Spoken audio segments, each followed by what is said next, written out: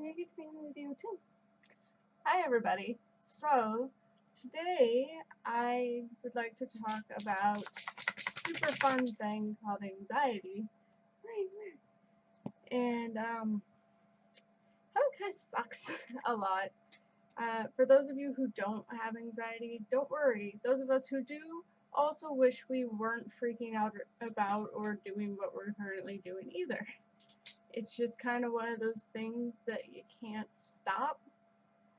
A lot of the time it's a lot of overthinking. Even when you know logically it's not gonna happen the way that you think it will, or what you think is going on really isn't going on at all. Like it's an over exaggeration of the mind basically. Like don't know when it's gonna happen, and then random things can always trigger it too. And for me, a lot of the time, it was being like alone, just alone with my thoughts, which usually is fine. Like alone time is good. Don't get me wrong. Everybody needs alone time at some point in their life, because you can just get too overwhelmed and tired of people and seeing people everywhere. But it got to a point where I was just thinking about things, and then I would start overthinking things, and then I would put myself into like a mini depression spiral that I couldn't get out of. And so I got this all confirmed by my doctor later, because I was like, yeah, I'm pretty sure there's something wrong. And she's like, yeah, you have anxiety. I'm like, fantastic. But for me, I was able to get this little buddy. Not really a little buddy, but he thinks he is. Come here. Come on. Up, up, up. This is Rooney. This is my baby. He's basically my kid. Like, he acts like a toddler.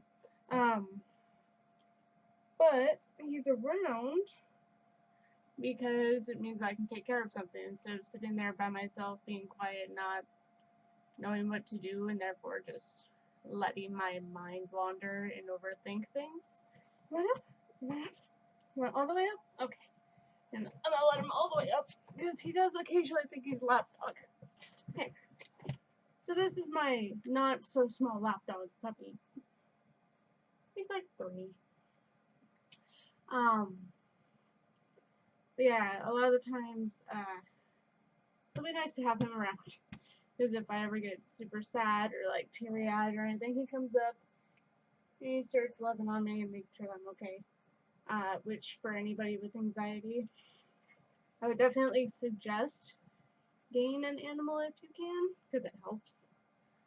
Cats are super independent, but if you don't want to take care of something, like I got him because I wanted to love something and take care of it a bunch, you can always just get a dog, or you can get a cat if you don't want that, and it's a good help. And I know during the holidays a lot of the time people get more emotional than they usually would, so that's a thing. Big shout out for anxiety awareness. If anybody is with someone or knows somebody who has anxiety, like a lot of people don't like the touchy bubble. They don't want to be touched. Some people just need like a hand on their shoulder to kind of help ground them a little bit.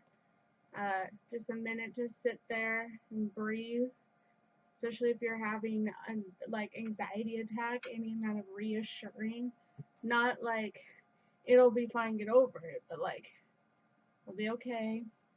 And think this through. And know that you're not thinking right. Like, you don't make it sound asshole-ish, but like, you know that you're not over exaggerating, but what you're thinking isn't the way it's gonna be. Like, take a minute to breathe, and then like offer logical solutions and try to stay positive and not bring in like the perspective of the pessimist, because we're already doing that. Uh, we're already thinking about every single pessimistic option that could possibly happen for whatever is going on. So don't worry, we've got that covered. That's just a little take on that, laying you in on the whole fun mental, not disability, but mental illness, sort of, that is anxiety. Some people have it a lot worse than others. Some people have extreme social anxiety to where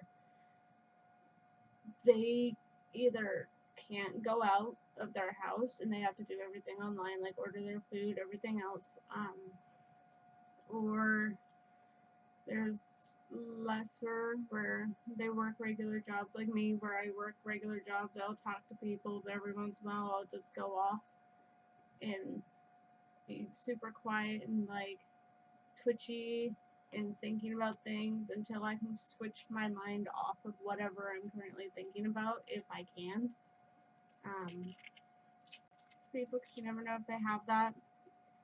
And obviously there are a bunch of other things that are going on as well. Like some people have depression, some people have the mix of anxiety and depression, and that is a whole other world of just chaos and spirals, because you don't have the willpower to do something, and then your anxiety is reminding you or making you think you have 20 things to do and they all need to be done right now, but you just can't muster the strength and the willpower to go do any of those things. So instead you just sit there kind of just loathing yourself for a while, and it's rough.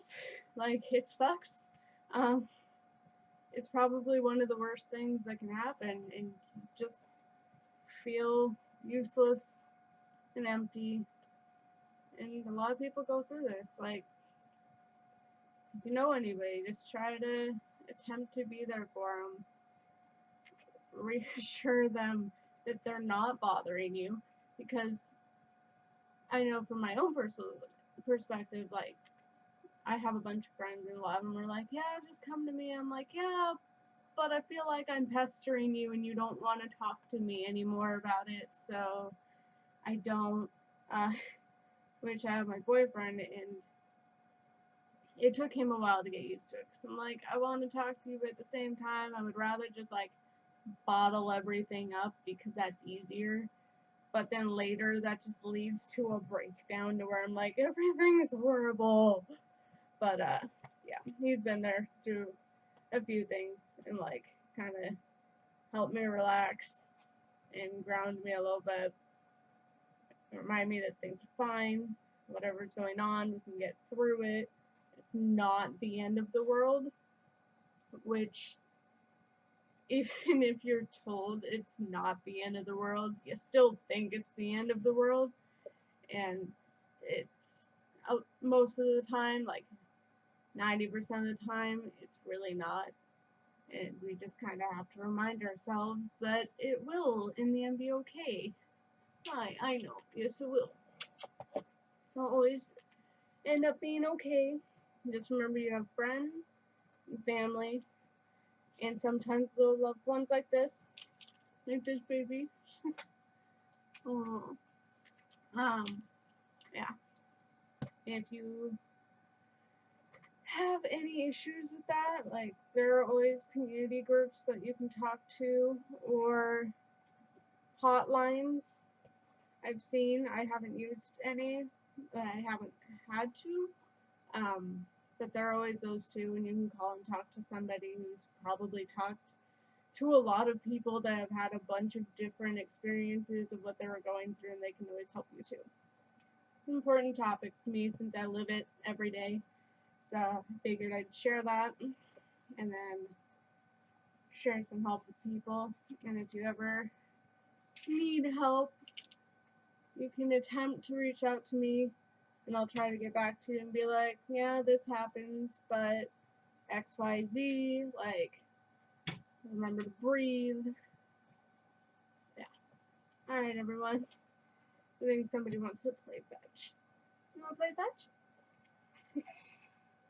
Alright. Peace out, people. Stay decent.